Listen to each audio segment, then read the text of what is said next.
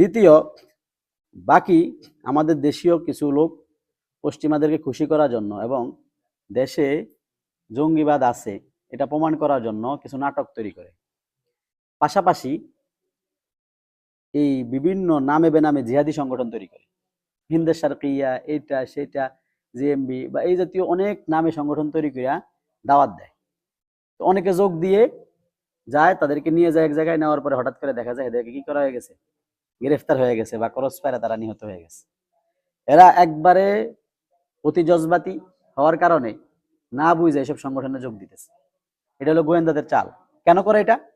BNP সরকার 2004-5 সালেও করছে। তারা তাদের মতো করে চকাইকা আলেমদেরকে দমন করবো। তারা কি দিয়ে? জামাত তাদের লগে, সাইফুল হাদিস সাহেব তাদের লগে, আমিনী সাহেব তাদের লগে।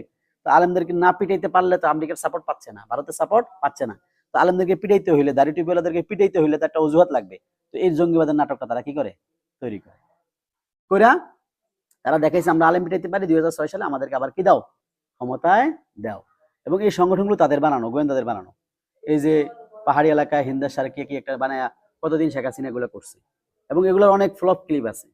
যেমন এই 2-3 দিন আগে কেরানীগঞ্জে একটা জায়গায় গিজার বাস্ট হয়েছে, নাকি বাস্ট হয়েছে বলতেছে, এটা মাদ্রাসার ভবন ছিল, যে মাদ্রাসার ভবনে বোমা তৈরির সরঞ্জাম মধ্যে রয়েছে। অথচ আপনার সিলিন্ডার বাস্ট অক্ষত, প্লাস্টিকের চেয়ার অক্ষত, অনেক কিছু অক্ষত আছে।